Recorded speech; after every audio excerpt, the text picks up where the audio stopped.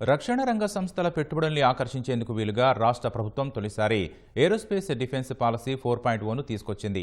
2025-30 మధ్య 5 ఏళ్ల పాటు ఈ పాలసీ అమలులో ఉంటుంది. రాబోయే 5 ఏళ్లలో 50,000 నుంచి 1,00,000 కోట్ల పెట్టుబడుల్ని ఆకర్షించాలన్న లక్ష్యానికి అనుగుణంగా పాలసీ విధానాలను ప్రభుత్వం రూపొందించింది. తద్వారా రాష్ట్ర యువతకు భారీగా ఉపాధి అవకాశాలు కల్పించాలన్నది ప్రభుత్వ లక్ష్యం. రాష్ట్రంలో 5 క్లస్టర్ల ఏర్పాటుకు ప్రతిపాదించారు. పెట్టుబడులు పెట్టే సంస్థలకు ప్రోత్సాహకాలు ఇవ్వనున్నారు.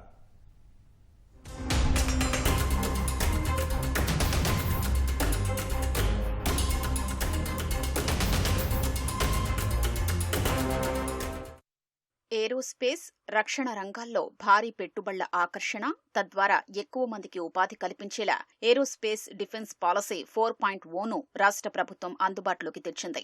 ఏరోస్పేస్, రక్షణ రంగంలో రాష్ట్రాన్ని గ్లోబల్ R&D తయారీ కేంద్రంగా తీర్చిదిద్దాలని లక్ష్యాన్ని నిర్దేశించుకుంది. ఈ రంగంలో ప్రపంచ స్థాయిలో దేశానికి గుర్తింపు తీసుకురావడంలో రాష్ట్రం కీలకంగా ఉండేలా పాలసీని రూపొందించారు. 5 లక్ష్యాలకు అనుగుణంగా పాలసీని రూపొందించారు. క్షిపణి, మందుగుండు, aircraft, electronics, naval, weapon testing, drones, robotics ద్వారా క్లస్టర్లో ఏర్పాటు చేసే స్థాయి యాంకర్ యూనిట్లను గుర్తిస్తారు. ప్రతి క్లస్టర్లో ఒక యాంకర్ యూనిట్ ఏర్పాటు చేస్తారు. 5 ఏళ్లలో 50,000 కోట్ల నుంచి 1,00,000 కోట్ల పెట్టుబడులు ఆకర్షించేలా లక్ష్యాన్ని నిర్దేశించుకున్నారు. పాలసీ వ్యవధిలో కనీసం 25,000 కోట్ల విలువైన పెట్టుబడులు గ్రౌండింగ్ అయ్యేలా చూస్తారు. కనీసం 50,000 మందికి ఉపాధి అవకాశాలు కల్పించనున్నారు. అవసరమైన మేరకు సెంటర్ ఆఫ్ ఎక్సలెన్స్లు ఏర్పాటు చేస్తారు. భూముల సమర్థ వినియోగం కోసం కామన్ షేర్డ్ మౌలిక సదుపాయాలు కల్పిస్తారు. నోడ్లు, డిఫెన్స్ క్లస్టర్ల ఏర్పాటు ద్వారా ఏరోస్పేస్ డిఫెన్స్ పార్కుల్ని ప్లగ్ అండ్ ప్లే విధానంలో వినియోగించుకునేలా అభివృద్ధి చేస్తారు. దీనికి అనుగుణంగా మౌలిక సదుపాయాలు కల్పించనున్నారు. రీసెర్చ్, డెవలప్మెంట్, వినూత్న ఆవిష్కరణలపై దృష్టి సారిస్తారు. ప్రస్తుతం ఉన్న COEలను బలోపేతం చేస్తారు. రక్షణ రంగ ఉత్పత్తుల తయారీలో స్వావలంబన కోసం దేశీయ తయారీ రంగాన్ని ప్రోత్సహించడం ద్వారా దిగుమతుల్ని తగ్గించనున్నారు. ఉత్పత్తులకు విలువ జోడించనున్నారు. సమర్థ రవాణా వ్యవస్థ, ఉత్పత్తి వ్యయాన్ని తగ్గించేందుకు వీలుగా పారిశ్రామిక, సామాజిక మౌలిక సదుపాయాల్ని కల్పిస్తారు. శ్రీశేఖ, శ్రీకాకుళం నేవల్ క్లస్టర్ను 3,000 ఎకరాల్లో ఏర్పాటు చేయనున్నారు. జగ్గయ్యపేట, దొనకొండ ప్రాంతంలో 3 నుంచి 4,000 ఎకరాల్లో మిస్సైల్, ఆయుధాల ఉత్పత్తుల క్లస్టర్ను ఏర్పాటు చేయనున్నారు. కర్నూలు, ఓర్వకల్లు ప్రాంతంలో 4,000 ఎకరాల్లో మానవరహిత విమానాలు, డ్రోన్ల తయారీ క్లస్టర్ను ఏర్పాటు చేస్తారు. లేపాక్షి, మడకసిర ప్రాంతంలో ఏరోస్పేస్, ఎలక్ట్రానిక్స్ క్లస్టర్ను 4,000 నుంచి 5,000 ఎకరాల్లో ఏర్పాటు చేయనున్నారు. తిరుపతిలో రీసెర్చ్ అండ్ డెవలప్మెంట్ హబ్ను ఏర్పాటు చేయనున్నారు. పోర్టులు, ఎయిర్పోర్టులు, రాష్ట్రంలో అభివృద్ధి చేస్తున్న పారిశ్రామిక నడవాలకు అనుసంధానంగా ఈ ఏరోస్పేస్ డిఫెన్స్ హబ్లు ఉండేలా చూడనున్నారు. ప్రతి హబ్ను ప్రత్యేకంగా తీర్చిదిద్దారన్నది ప్రభుత్వ ఆలోచన.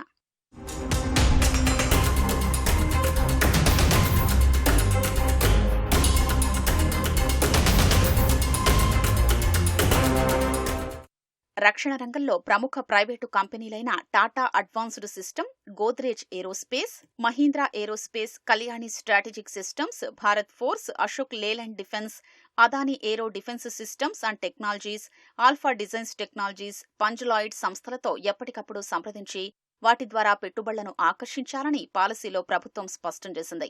MSMEలు, అంకుర సంస్థలకు అవసరమైన భూముల్ని అవుట్రైట్ సేల్ లేదా లీజు లేదా కొనుగోలు విధానాల్లో ఏదో ఒకటి ఎంచుకోవచ్చని ప్రభుత్వం పేర్కొంది.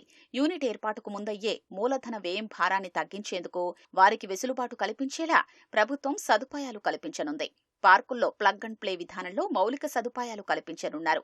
ఏపీ IIC ఇతర శాఖల ద్వారా పార్కులో మౌలిక సదుపాయాలు, అప్రోచ్ రోడ్డు, విద్యుత్ అనుసంధానం, నీటి సదుపాయాలు కల్పిస్తారు.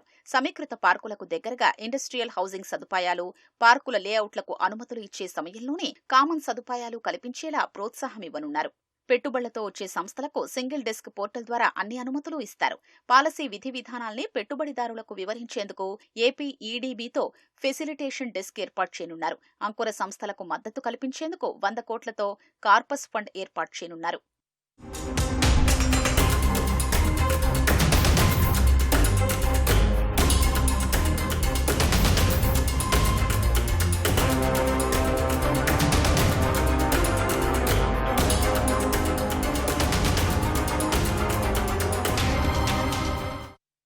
తయారీ, సేవా రంగాలకు సంబంధించి 500 కోట్లు అంతకంటే ఎక్కువ పెట్టుబడులు పెట్టే సంస్థలకు ట్రైలర్ మేడ్ విధానంలో ప్రోత్సాహకాలు అందించాలని ప్రభుత్వం నిర్ణయించింది. సంస్థలు పెట్టే పెట్టుబడుల ఆధారంగా వివిధ కేటగిరీలను పేర్కొంది.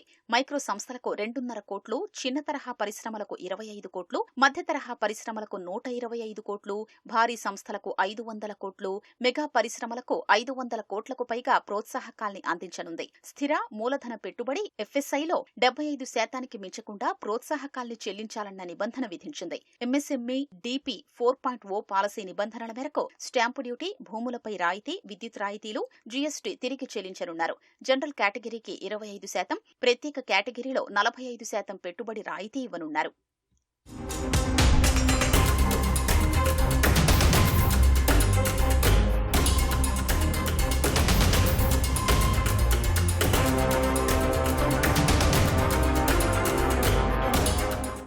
విశాఖలో BEL submarine MRO centre, Hindustan ship yard limited ship building యూనిట్ల ఏర్పాటు ద్వారా 1400 కోట్ల రూపాయలకు పైగా పెట్టుబడులు పెట్టేందుకు ఒప్పందం కుదుర్చుకున్నారు.